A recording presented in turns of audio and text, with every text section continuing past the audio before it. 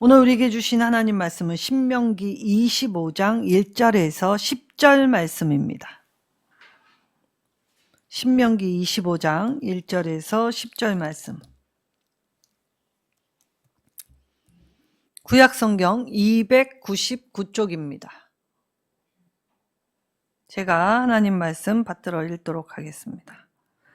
사람들 사이에 시비가 생겨 재판을 청하면 재판장은 그들을 재판하여 의인은 의롭다 하고 악인은 정죄할 것이며, 악인에게 태형이 합당하면 재판장은 그를 엎드리게 하고 그 앞에서 그 죄를 따라 수를 맞추어 때리게 하라.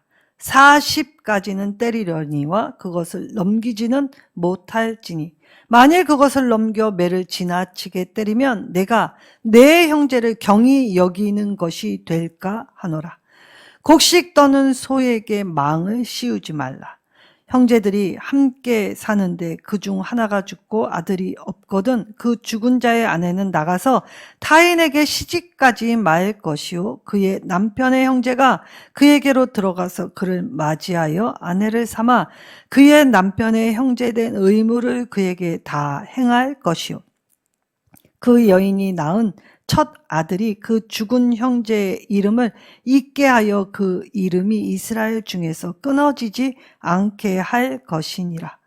그러나 그 사람이 만일 그 형제의 아내 맞이하기를 즐겨하지 아니하면 그 형제의 아내는 그 성문으로 장로들에게로 나아가서 말하기를, 내 남편의 형제가 그의 형제의 이름을 이스라엘 중에 잊기를 싫어하여 남편의 형제된 의무를 내게 행하지 아니하나이다 할 것이요, 그 성읍 장로들은 그를 불러다가 말할 것이며, 그가 이미 정한 뜻대로 말하기를 내가 그 여자를 맞이하기를 즐겨하지 아니하노라 하면, 그의 형제의 아내가 장로들 앞에서 그에게 나아가서 그의 발에서 신을 벗기고 그의 얼굴에 침을 뱉으며 이르기를, 그의 형제의 집을 세우기를 즐겨 아니하는 자에게는 이같이 할 것이라 하고 이스라엘 중에서 그의 이름을 신벗긴 받은 자의 집이라 부를 것이니라.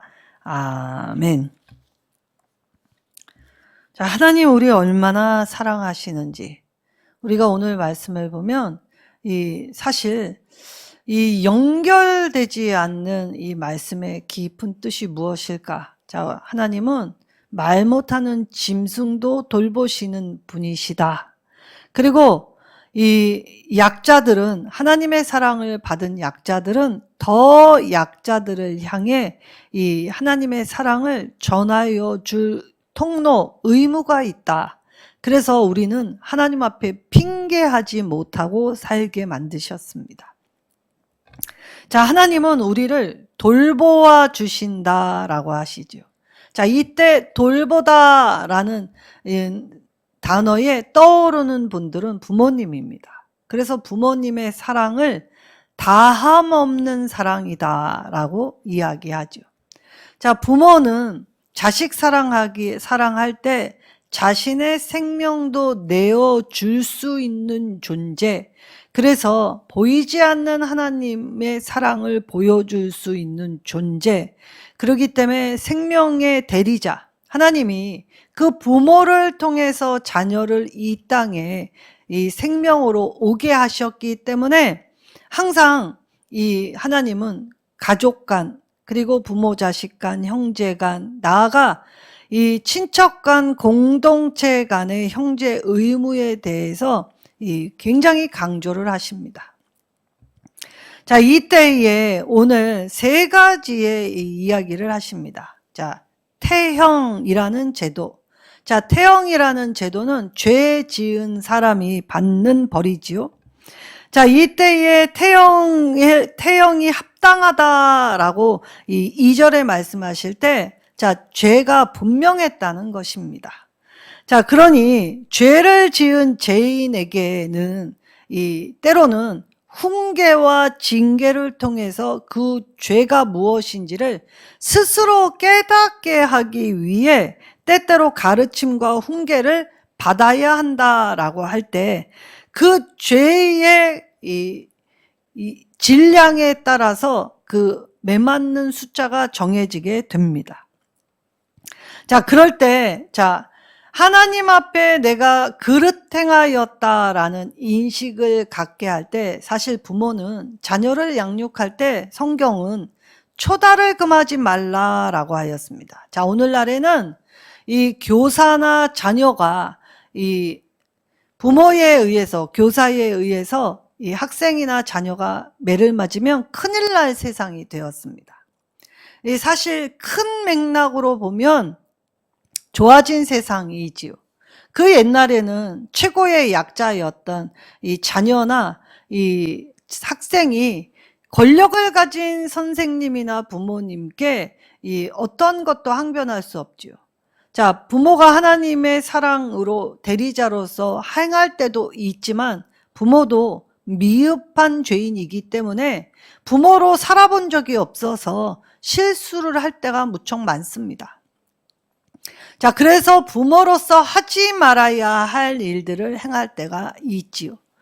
자, 그럴 때, 자, 부모라 할지라도 자녀 양육에 있어서 이 부모가 과했던 건 이 자녀에게 사과해 주라고 합니다.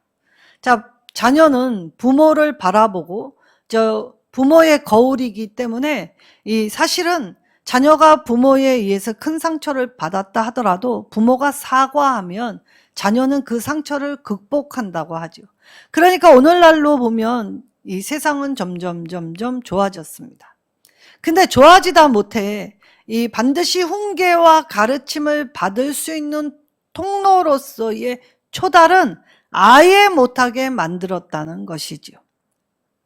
자, 그럴 때 오늘 이 태형에 합당하다, 자, 매를 맞는 이유는 이 합당한 이유가 있었기 때문이다. 죄를 지었기 때문에 벌을 받는 건 이 당연한 결과였습니다. 그러니까 이것을 하게 될 때, 자, 임의로, 자, 내 생각에 의하여 이 벌을 주게 될 때 가혹하거나 잔인하게 하면 안 됩니다. 그래서 이 유대의 이 전통 안에는 이 죄의 중점을 보고 그것에 합당해서 매의 수를 정하게 되지요. 자, 이때에도 마구잡이로 때리는 것이 결코 아닙니다. 자, 이때 이 재판장 면전에서 이 태형을 실시하게 되죠. 원래는 20대에서 60대까지 때릴 수 있었습니다. 그러나 이게 고대에는 맞다가 죽는 일이 종종 발생했기 때문에 특별히 유대의 율법에서는 40대를 넘어가지 못하도록 이 율법의 형으로 명시시켜 두셨죠. 그러나 자, 40대를 헤아리다가 그만 숫자를 잘못 헤아려 40을 넘길 수 있기 때문에 40에 하나 감한 매, 그러니까 39대를 때리게 했다는 것이죠. 자, 죄에 인한 벌은 받게 하되 그 벌로 인하여 생명이 상하는 것을 금지하기 위한, 그래서 하나님은 잘못을 깨닫게는 하셨지만 혹여 이것을 통해서 생명에 손을 대는 걸 방지하기 위하여 이 40에 하나 감한 매를 때리게 하셨습니다. 자, 바울은 신약 시대에 이 예수님을 전하는 전도자였지요. 근데 바울이 이 고린도 후서 11장 24절에서 25절에 이 예수님을 만나기 전과 후 자기의 모습을 이야기할 때, 자, 예수님을 만나기 전에는 때리는 자였습니다. 자, 율법에 정통한 학자였기 때문에 그의 연소함을 업신여기지 않고 오히려 이 바울의 이 무릎 앞에 발 밑에 스데반을 죽인 옷을 개어서 갖다 바칠 정도로 바울은 굉장히 높은 위치에 있던 사람이죠. 그리고 예수님을 만나기 전이었기 때문에 율법에 의하여, 그가 가진 권한에 의하여 이 때리는 일을 했던 사람입니다. 근데 예수님을 만난 이후에 바울은 어떻게 변했습니까? 자, 맞는 사람이 되었습니다. 자, 이전에는 때리는 사람이었는데 예수님을 만나고 난 이후에는 이 맞기를 자청한 자가 되었지요. 자, 이때 40에 하나 감한 매를 몇 번 맞았다고 이야기합니까? 5번 맞았다고 합니다. 그리고 심지어 3번 태형에 맞았고, 종족의 위험, 강도의 위험, 또 배의 파선의 위험. 그러니까 예수를 만나서 하는 모든 건 위험과 어려움, 투성이었다는 것이죠. 그런데도 바울은 예수님을 만나고 난 이후에 스스로 자처했던 사람입니다. 자, 그럴 때 바울이 이처럼 많은 매를 맞을 때 사실 루스드라에서 사도행전의 기록에 보면 거의 사람들이 죽었다 여길 정도로 아주 처참한 몰골이었죠. 근데 바울이 그 상처와 쓰라림을 극복한 이후에 뭐라고 고백을 합니까? 나는 이제 예수의 흔적을 지닌 자라고 고백을 합니다. 그토록 그가 때리는 자에서 이처럼 스스로 자처하여 맞는 자가 될 수 있었던 건 바로 예수님을 만나 예수님이 주시는 참된 기쁨으로 변화하였기 때문이지요. 자, 그럴 때에 구약에 있어서 이처럼 이 죄를 지으는 것을 벌하게 될 때 생명은 보존하면서 죄인이 자기가 지은 죄가 어떠한 것인지를 깨닫게 하기 위한 방편으로 이것을 내릴 때 재판장 앞에서 이것을 행하게 하였습니다.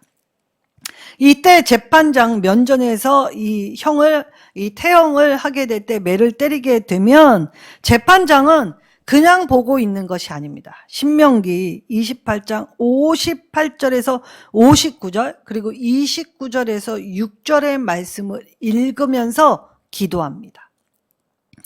죄인을 용서해 달라고. 이 죄인이 이 죄로 망하지 않게 해달라고.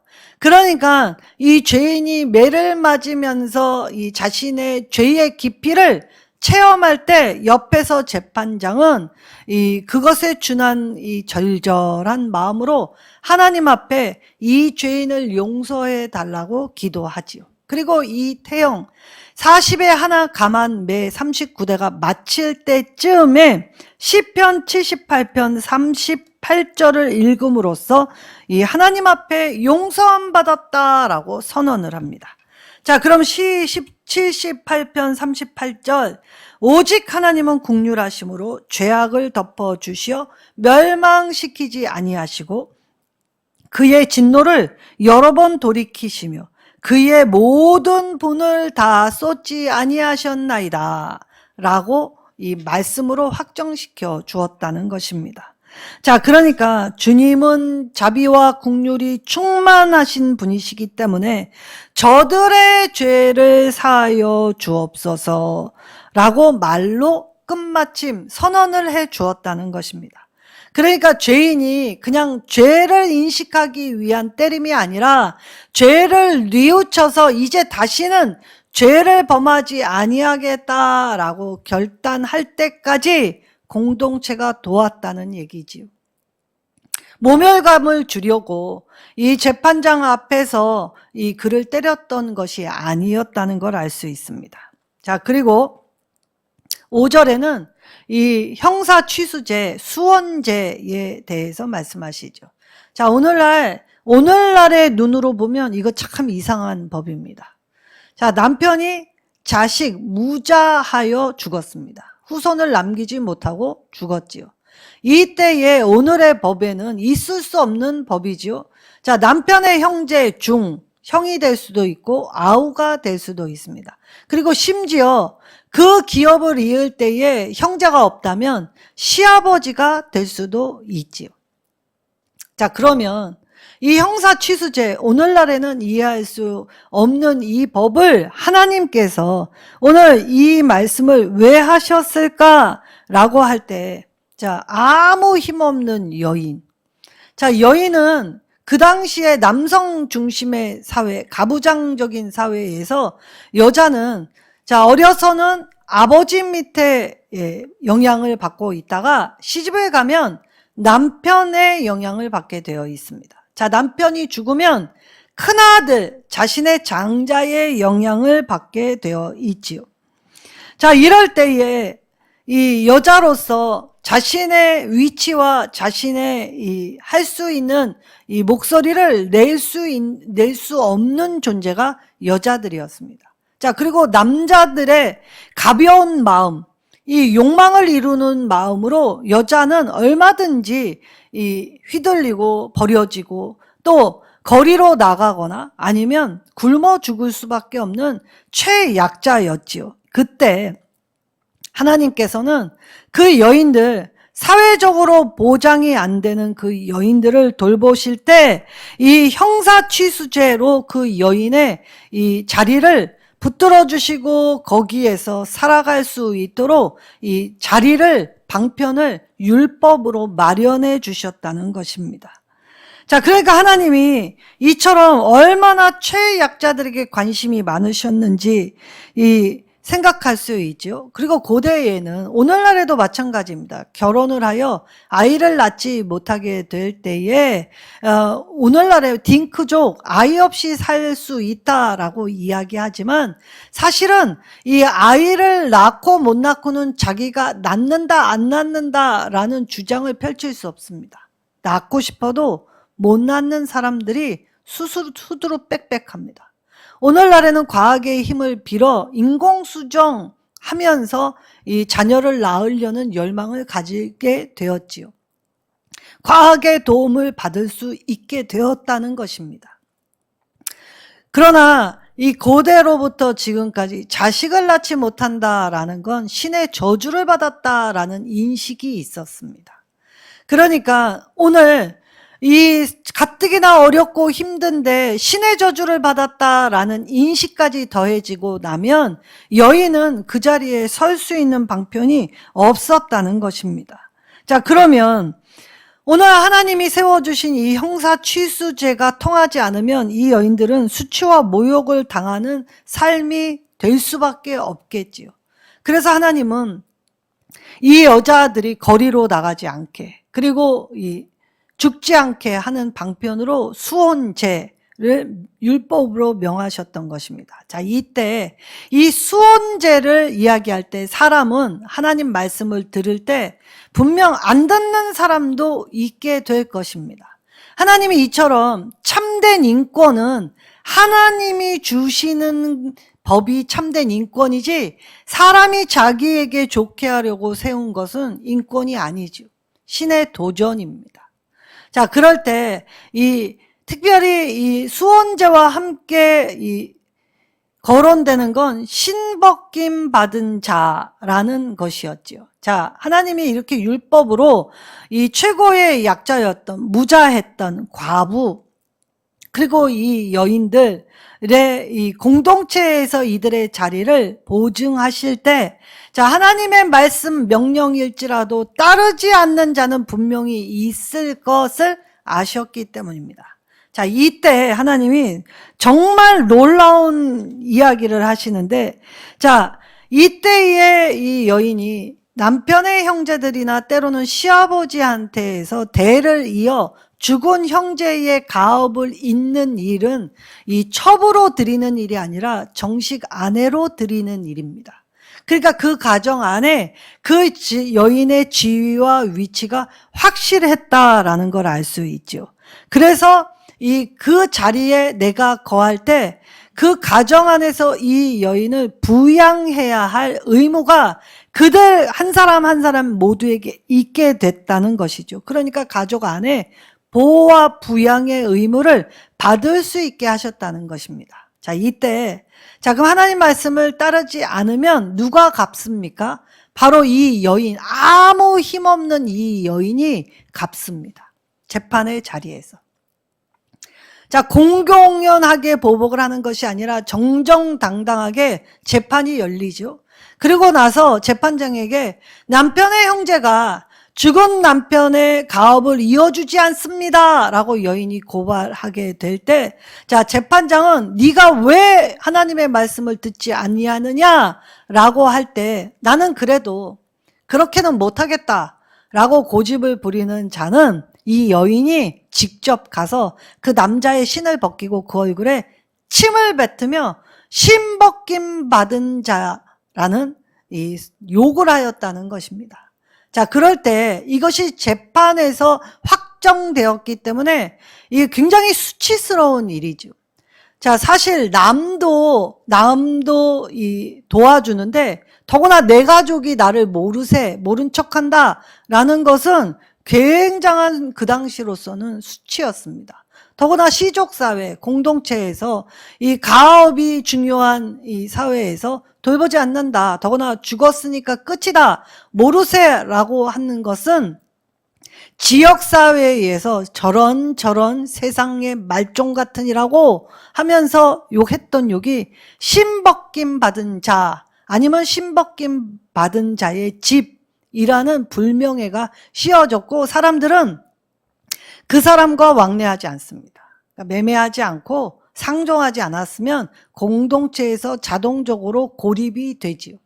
근데 고집스러운 사람은 고립이 된다 할지라도 나 홀로 돕고 나 혼자 살겠다, 난 필요 없다 라고 한다고 하면 공동체에서 배척당하게 하셨다는 것입니다. 자, 그러면 피해를 입은 건 힘없는 여자였기 때문에 보복은 힘없는 여자가 직접 할 수 있도록 열어주셨다는 것이지요. 자, 그리고 나서 곡식을 떠는 소의 입에 망을 씌우지 말라라고 하였습니다. 자, 그러면 곡식 떠는 소에게 왜 망을 씌우지 말라라고 하셨냐? 그 당시에는 사실 곡식을 터는 일은 굉장히 중요한 일입니다. 자, 사람도 먹고 사는 게 어려운데 이 가축에게 이 음식을 나눠줄 만한 심적 여유는 없겠지요.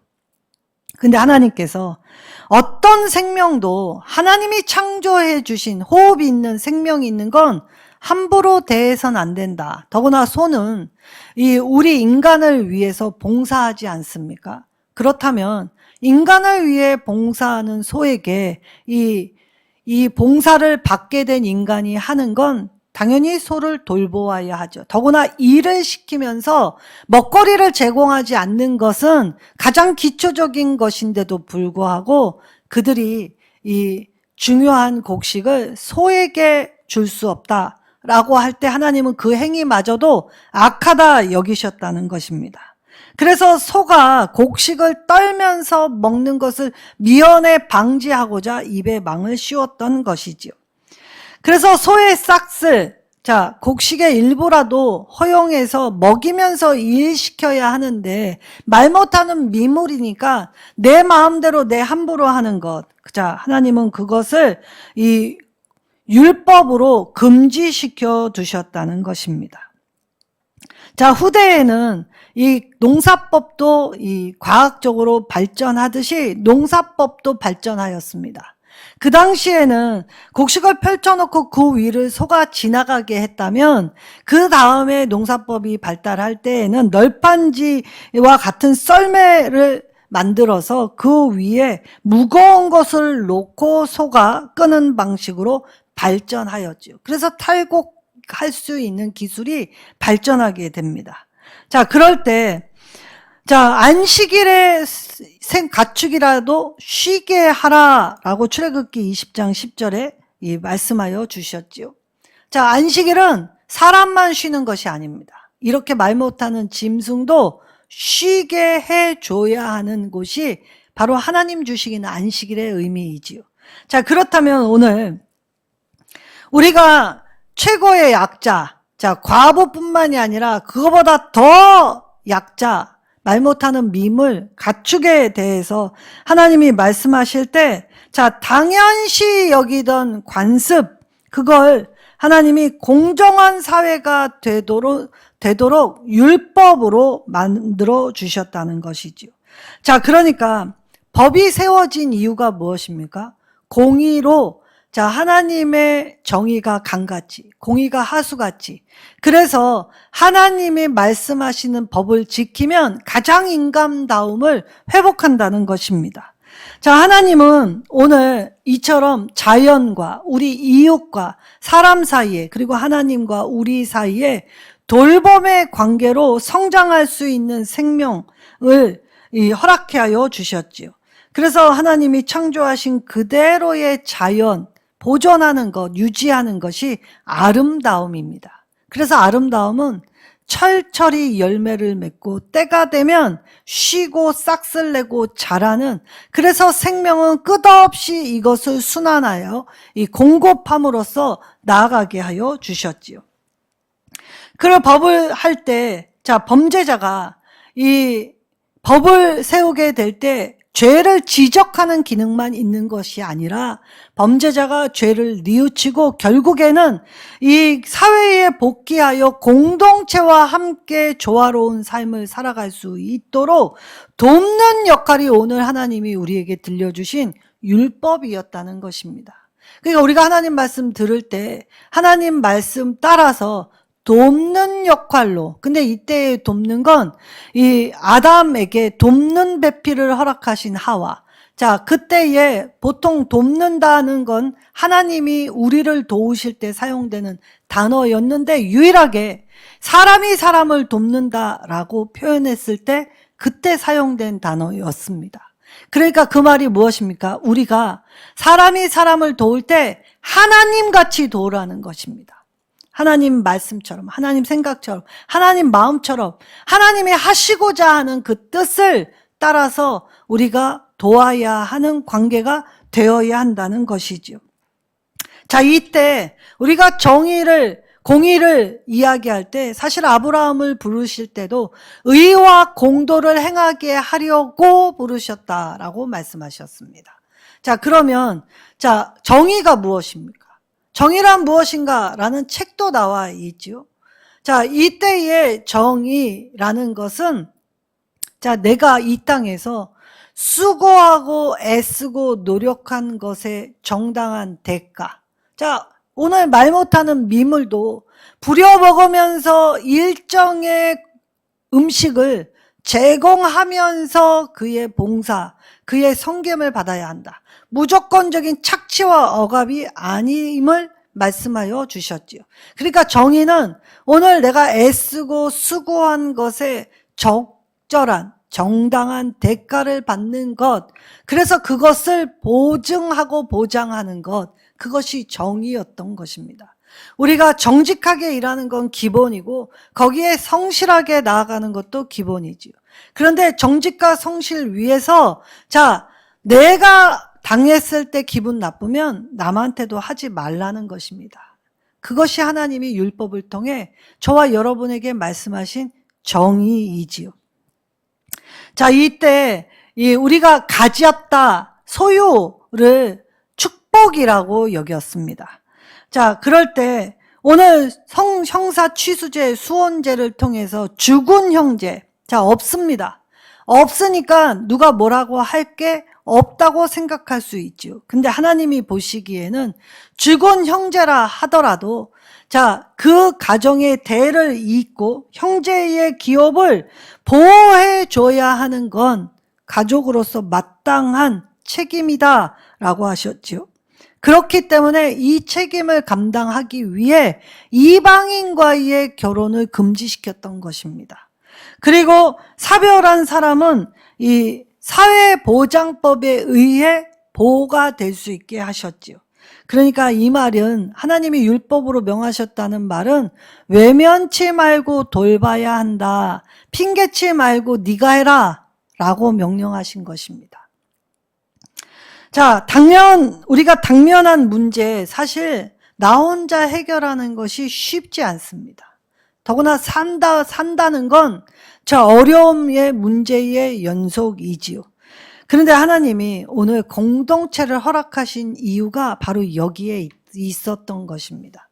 하나님은 개인의 신앙별, 그렇게 내가 하나님께 기도하고 내가 하나님께 하면 됐지라고 하시지 않습니다. 하나님은 교회를 통해, 이 공동체를 통해 하나님의 일을 이루어 가시지요. 이유가 무엇입니까? 바로 이것입니다. 서로를 돌보고 섬기고, 그리고 약자에 대한 관심을 갖고 사랑함으로써 하나님의 뜻을 이루는 정의를 세우는 곳, 그래서 가정과 교회의 두 축으로 세상을 감당하게 하셨다는 것이지요. 그러니까 오늘 사실 나 혼자의 힘은 미약하죠. 그래서 우리나라 속담에 배찢장도 맞들면 낫다라는 말이 있습니다. 혼자는 정말 도무지 이겨낼 수 없을 것 같은데 둘은 어떠합니까? 그래서 부부 공동체를 주신 것입니다. 최소 남편과 아내 둘, 때때로는 원수다라고 얘기하지만 사실 그들은 최소의 의리, 최소의 정의를 가지고 자, 배찢장도 맞들 관계가 바로 둘이었죠. 그래서 1 더하기 1은 둘입니다. 하나와 하나가 만나면 둘이 되지요. 하나님은 이 신비를 가정 공동체 안에 그리고 교회 공동체 안에 두셨던 것입니다. 자, 그렇다면 오늘 저와 여러분이 이 하나님이 우리에게 주신 이 율법들, 계명들 이것이 무엇이었냐라고 할 때 하나님은 우리가 이 가볍게 무시하는 것 그리고 하찮게 여겼던 것까지도 하나님은 세밀하게 돌보시고 세밀하게 말씀하시면서 자, 이 말씀을 듣고 순종할 사람 누구인가 라고 묻고 계시는 것이지요. 오늘 우리도 죄를 지면 벌을 받는 건 마땅합니다. 그러나 죄인이 거기서 망하기를 바라서 벌을 주시는 것이 결코 아니죠. 그래서 공동체는 죄인이 돌아올 때까지 죄인을 지켜보고 죄인을 붙들고 그리고 죄인이 죄를 뉘우치고 돌아오게 될 때 따뜻하게 맞이하여서 그래서 다 함께 아름다운 조화로운 삶을 살아갈 수 있도록 그리고 한 가지 너도 죄인이었음을 잊지 말아라 라고 하셨던 것입니다.